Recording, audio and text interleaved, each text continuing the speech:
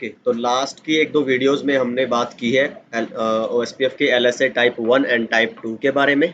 तो type 1 and type 2 जैसा कि हमें पता है ये काम करते हैं सिंगल एरिया के अंदर, है ना। तो सिंगल एरिया ओएसपीएफ की जब भी कॉन्फ़िगरेशन होगी तो उसमें आते हैं आपके LSA type 1 and type 2 for serial and Ethernet links respectively. और टाइप 2 में हमने डीआर और बीडीआर के बारे में भी बात की है कि जब भी टाइप 2 एलएसएस जनरेट होते हैं आपके ईथरनेट मल्टी एक्सेस सेगमेंट्स के अंदर, ब्रॉडकास्ट सेगमेंट्स के अंदर, तो उसमें एलएसएस की वो फ्लडिंग को रिड्यूस करने के लिए आप क्या यूज़ करते हैं, डीआर एंड बीडीआर का कॉन्सेप्ट। वो बहुत अच्छे से लास्ट वीडियो में हमने डिस्कस किया था। तो अभी हम बात कर लेते हैं ओएसपीएफ में बाकी एलएसएस की, है ना। तो एलएसए टाइप 3 की बात करते हैं और हम शुरू करते हैं ओएसपीएफ का मल्टी एरिया कॉन्फ़िगरेशन, है ना।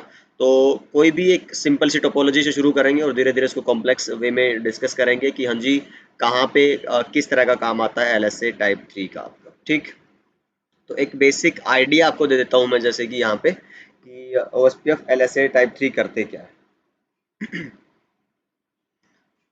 चलिए, तो मान लो आपके राउटर 1 है और राउटर 2, राउटर 3 एंड राउटर 4, ठीक। तो ये एक आपने रख लिए हैं एरिया 10 के अंदर, है ना। ये चारों जो राउटर हैं, मीन्स ये जो लिंक्स हैं 10, 20, 30, 40 फॉर एग्जांपल, है ना। ये आपने ले लिया है एरिया 10 के अंदर, ठीक है। अब इसके बाद जो आप करते हैं, ओके, तो इस वाले में क्या रहता है, तुम्हारा सिंगल एरिया अभी आपने अभी तक कॉन्फ़िगर किया ना एरिया 10 का। तो इनमें अभी एलएसए टाइप 1 टाइप 2 वही रहेंगे। पर मान लो अभी आपने ना क्या करना है, एरिया 20 के साथ भी इसको जोड़ना है। तो ये कुछ राउटर्स हैं, मान लो आपके ये दूसरे एरिया में है और वो एरिया आपका है एरिया 20, है ना। तो मान लीजिए इसमें लिंक कौन से हैं, 50, 60, 70, 80, है ना। नॉर्मल से एक एग्जाम्पल दे रहा हूँ, ठीक है। अब क्या चाहते हो कि एरिया 10 और एरिया 20 एक दूसरे के साथ कम्युनिकेट करें, तो मेरे को क्या करना पड़ेगा, इस वाले राउटर्स को क्या रखना पड़ेगा बीच में, एरिया 0, क्योंकि आपको पता है जब तक ट्रांजिट एरिया आपका 0 ना हो तो अदर एरियाज के बीच में कम्युनिकेशन आप नहीं करवा सकते, ठीक। तो इसमें मैं डायरेक्ट भी जोड़ सकता हूँ, हो सकता है उसमें और भी कुछ राउटर्स हों जिनके बाकी लिंक्स भी एरिया 0 में। अच्छा, अभी होगा क्या, अगर आप हर एक राउटर पे जाकर शो आईपी ओएसपीएफ डेटाबेस की कमांड रन करेंगे तो इसमें हर एक में आपको एलएसए टाइप 1 और टाइप 2 दिखाई देंगे, है ना, डेटाबेस में। और इस एरिया 10 के अंदर R1, R2, R3, R4 पे वो डेटाबेस आइडेंटिकल मिलेगा। R4 और मान लो ये R5, R6, R7 और R8 है। तो R4 एंड R5 में एरिया 0 के लिए डेटाबेस आइडेंटिकल मिलेगा और R5, 6, 7, 8 में एरिया 20 के लिए एलएसए टाइप 1 और टाइप 2 आइडेंटिकल मिलेगा।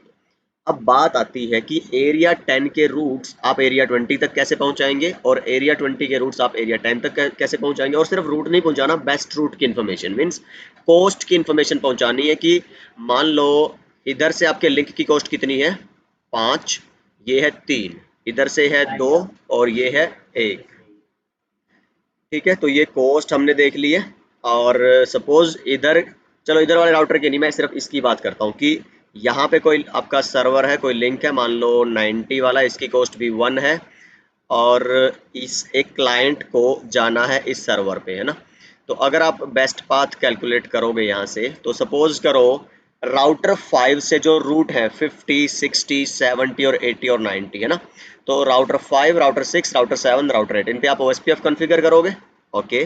तो ये जो लिंक है मान लो 110 का, ये राउटर 4 में किस में डाल दोगे, एरिया 0 में, ओके। राउटर 5 में भी किस में डाल दोगे, एरिया 0 में। राउटर 5, राउटर 6 दोनों में 50 का रूट किस में डाल दोगे आप, एरिया 20, इसमें 60, 20, 80, 20 एंड 70, 20 के अंदर। इतना होने के बाद जब आपने कॉन्फ़िगर कर दिया ओएसपीएफ, यहाँ पे भी ओएसपीएफ कॉन्फ़िगर करेंगे इन चारों राउटर्स पे और ये रूट्स डाल दोगे आप एरिया 10 के अंदर। इतना होने के बाद देखो अब होना क्या है, एक्चुअल चीज़ क्या है जिसपे हम अभी फोकस करने वाले हैं। तो एरिया 20 में जितने भी रूट्स हैं ना, तो इस एरिया 20 को एरिया 0 के साथ कौन सा राउटर जोड़ रहा है आप सोचोगे, तो वो है R5। तो ये जो राउटर्स हैं सारे के सारे, ये किस तरह के राउटर हैं, इंटरनल राउटर्स। ये वाला भी राउटर कैसा है, इंटरनल राउटर, क्योंकि ऐसे राउटर जो सिंगल एरिया में लाई करते हैं, जिनके सारे के सारे लिंक सिंगल एरिया में हैं, वो राउटर रहते हैं आपके इंटरनल राउटर्स, ओके। हमें पता है इस बात का। अब R4 एंड जो R5 है वो है ABR, क्योंकि ये बॉर्डर पे हैं area 10 and area 0 R4, area 20 and area 0 R5। तो इस तरह के राउटर्स इसको हम बोलते हैं एरिया बॉर्डर राउटर। अब एरिया बॉर्डर राउटर की ये समझ लो कि ज़रूरत, इम्पोर्टेंस क्या है OSPF में, वो है LSA टाइप 3 को एक एरिया से रिसीव करना और उनको दूसरे एरिया तक फॉरवर्ड करना। अब राउटर 7 ने बोल दिया कि मेरे रूट तक 60 तक जाने की कॉस्ट है मान लो 3 है ना, तो ये R6 को पता है क्योंकि ये रूट इसका भी है, तो ये इसने इसको ही बता दिया R5 को कि भाई मेरे 60 तक जाने की रूट कितनी पड़ेगी 3, तो 3 और 5 यहाँ से यहाँ तक की कॉस्ट कितनी होगी 8। अब राउटर 5 को पता चल गया कि भाई यहाँ तक जाने की कॉस्ट है 8। अब यही बात इसको बतानी है राउटर 4 को, तो ये क्या करेगा, देखो इसने जो इसको बताया होगा, ये ध्यान से देखना, ये वाला पॉइंट बहुत अच्छा है कि इसने जो इसको बताया होगा वो किस LSA में बताया होगा आपको, LSA टाइप 2 के अंदर। इन्होंने भी जो, क्योंकि ये सेम एरिया में है ना, इंट्रा एरिया, तो ये क्या चलते हैं LSA टाइप 1 एंड टाइप 2। लेकिन जब एक ABR दूसरे राउटर्स को बताएगा, चाहे वो दूसरा ABR हो चाहे दूसरा IR हो, तो ये जो इन्फॉर्मेशन आगे फॉरवर्ड करेंगे वो जाते हैं LSA टाइप 3 के अंदर। मतलब ये एक नया समरी LSA जनरेट करते हैं और अपने दूसरे आगे वाले एरियाज के राउटर को फॉरवर्ड कर देते हैं। तो एरिया 20 से लिया, एरिया 0 को दे दिया। ऐसे ही R4 जो एरिया 0 में था वो LSA टाइप 3 रिसीव करेगा और किसको भेज देगा, आपके सारे के सारे जो इंटरनल राउटर्स हैं। ठीक, तो ये बात आपको समझने वाली है कि इसलिए इनको क्या बोलते हैं, समरी LSA। और ये समराइजेशन वाले LSA नहीं है, तो LSA कौन से हुए, टाइप 3। ठीक, तो समराइजेशन एक अलग चीज है, रूट समराइजेशन जिसको बोलते हैं। तो ये क्या करता है कि इसको 60 के लिए हुआ, 80 के लिए, 70 के लिए और 50 के लिए जाने तक की जो कॉस्ट होगी तो ये बता देंगे बाकी सारों को। तो यही हमें समझना है समरी LSAs के अंदर, और यही सब डिस्कशन हम करने वाले हैं इसमें। ठीक है, तो आई होप ये एक बेसिक आइडिया आपको समझ आ गया होगा, working and need of LSA type 3, किस तरह के टोपोलॉजीज में आपको टाइप 3 LSAs की जरूरत पड़ती है। और एरिया तो आपको पता ही है, हम बहुत अच्छे से डिस्कस कर चुके हैं, शायद हमने लास्ट वीडियोस देख लिए कि एरियाज की जरूरत क्यों पड़ती है OSPF के अंदर, है ना। तो वो एक ऐसा है कि जैसे मान लो एक एरिया में ही आप 200 400 500 राउटर लगा दो। पहले तो आपको राउटर जो OSPF है तो वो चलाने के लिए राउटर बहुत स्ट्रॉन्ग होने चाहिए, क्योंकि उनको एडजेसेंसीज बहुत हाई मेंटेन करनी है, और आपके LSAs बहुत ज़्यादा जनरेट हो रहे हैं, तो उस सब के लिए क्या है वो प्रॉब्लमेटिक है। और इवन एक अगर कुछ भी रूट चेंज करते हो ना एक राउटर पे, वही रूट को बेस्ट पाथ कैलकुलेशन के लिए दोबारा से शॉर्टेस्ट पाथ फर्स्ट जो आपका एल्गोरिदम है वो रन करता है हर एक राउटर पे। तो सोचो कितनी CPU वेस्ट हो रहे हैं आपके CPU साइकिल्स। अब क्या करो, एक एरिया में अगर आप थोड़े नंबर ऑफ राउटर रख दोगे तो जो इफेक्ट आएगा नेटवर्क में चेंज का वो थोड़े से हिस्से तक आएगा, बाकी हिस्से तक नहीं आता। ठीक है, चलिए, तो ये वही बात है, इसलिए हम क्या करते हैं पूरी बड़ी टोपोलॉजी को छोटे छोटे लॉजिकल एरियाज के अंदर डिवाइड, ये हम बात कर चुके हैं पहले ही सारी। और अगर आप इसका एग्जांपल देखना भी चाहो ना SPF की रिकैलकुलेशन का, तो एक टोपोलॉजी मैंने शायद बनाई थी यहाँ पे। हाँ, तो एक काम करो कि एक ये मैंने किस में रखा हुआ, एरिया 1 में, ये एरिया 0 में है, ये लिंक भी एरिया 0 में है, इधर वाला एरिया 2 है और ये एरिया 3 है आपका। ठीक, इस तरह का कोई भी OSPF की कॉन्फ़िगरेशन करना, अभी तक आपको पता चल गया होगा कि OSPF कैसे कॉन्फ़िगर करते हैं ना। पहले IP डालो, IP एड्रेसिंग होनी चाहिए, राउटेड प्रोटोकॉल पहले होनी चाहिए, फिर राउटिंग प्रोटोकॉल OSPF उसके ऊपर आपको चलानी है, उसमें रूट्स एडवर्टाइज कर देने with proper wild card mask and area number. ठीक, क्योंकि मैंने बताया ये नेबरशिप में मैच होने हैं, अगर इनमें कुछ गलती करते हो तो आपकी नेबरशिप अप नहीं आएगी। तो ये ट्रबल शूटिंग का भी एक तरीका है। तो वो चेक करो जो होना चाहिए, हो सकता है कि वही ना हो, तो ज़्यादा ताम झाम करने की ज़रूरत नहीं होती है। ट्रबल शूटिंग बहुत एक अगर अप्रोच यूज़ करोगे तो सबसे पहले वही है कि वो चेक करना जो आपको सही करना चाहिए था कि वो सही हो रखा है या वो गलत हो गया है ना। तो ऐसे एक स्टार्ट करते हैं।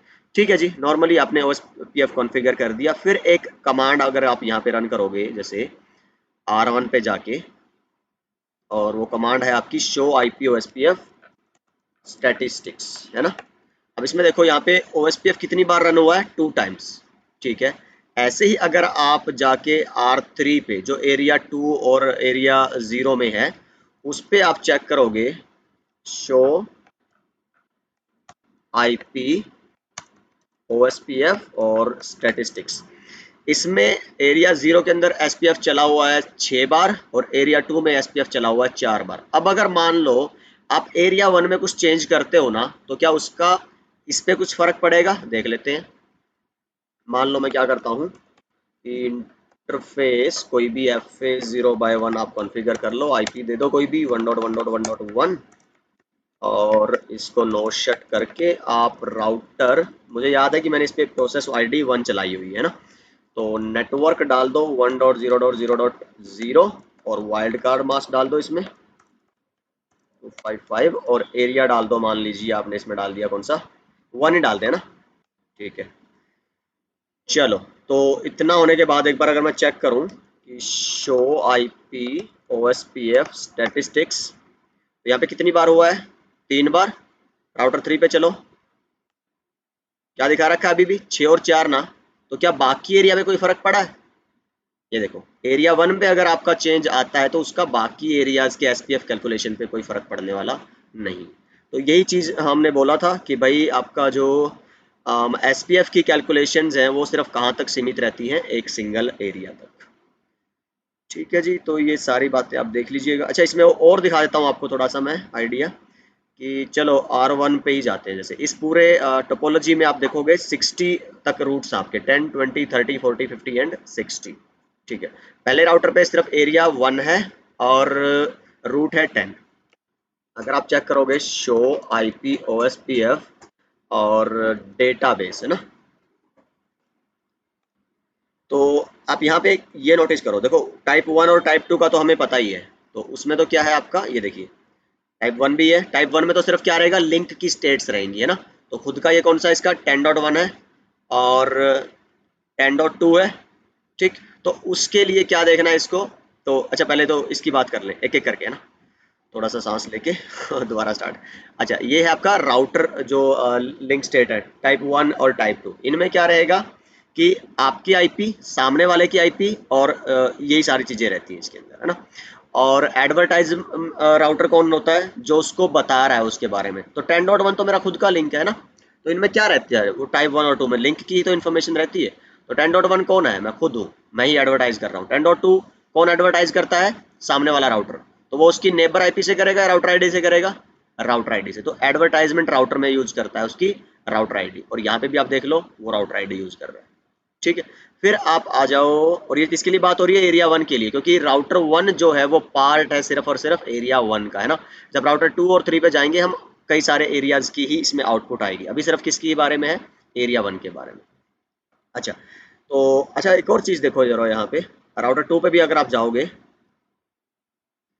तो यहाँ पे देखो जरा, कमांड दोबारा रन करता हूँ, शो आईपी ओएसपीएफ डेटाबेस। ये अगर आप चेक करोगे एरिया 0 के लिए दिखा रहा है और ऐसे ही एरिया 1 के लिए दिखा रहा है। एरिया 1 के लिए जरा चेक करोगे ना, तो हूबहू आपको कॉपी पेस्ट डेटा मिलेगा। 4 लिंक किसमें है, 5 लिंक आपके समरी में, यहाँ पे भी 5 लिंक समरी में है, 1 लिंक आपका नेटवर्क लिंक में है और 2 लिंक। तो मैंने बोला था ना पर एरिया आपको ओएसपीएफ डेटाबेस क्या मिलेगा, एग्जैक्ट। अच्छा, समरी एलएसए की बात करते हैं, टाइप 3 लिखा है summary network link states. Okay, तो राउटर 1 जो है इसको पता है सिर्फ 10 के रूट का और बाकियों का नहीं पता, क्योंकि बाकी जो रूट है वो कौन से एरियाज में है, एरिया 0, एरिया 2 एंड एरिया 3 में। तो वो रूट देखो कौन से हैं, 20, 30, 40, 50 एंड 60।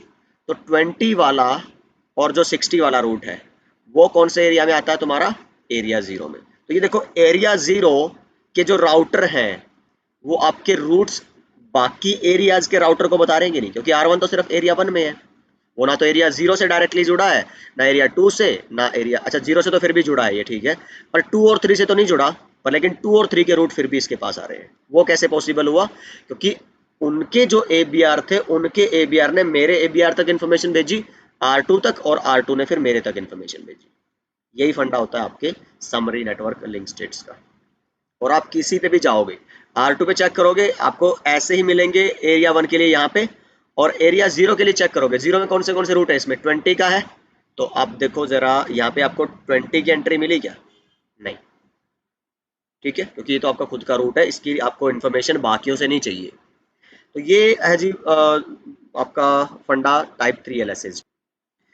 ठीक है, तो वापस चलते हैं अपनी पीपीटी पे। इसमें और कुछ ज़्यादा ऐसा नहीं होगा, देख लो ये थ्योरी पढ़ लेना, और अगर लगे कि कोई डाउट है तो आप पूछ सकते हैं कमेंट्स में या मेल पे, वही सारी थियोरेटिकल बातें लिखी हुई हैं। ठीक है, तो फिर अगली वीडियो में हम बात करेंगे टाइप 4 एंड टाइप 5 एलएसएज की, कंटिन्यू करेंगे एलएसए की इस जर्नी को। और मैं मिलता हूँ फिर आपसे किसी नेक्स्ट वीडियो के अंदर। बाय बाय, टेक केयर और अपना ख्याल रखिए।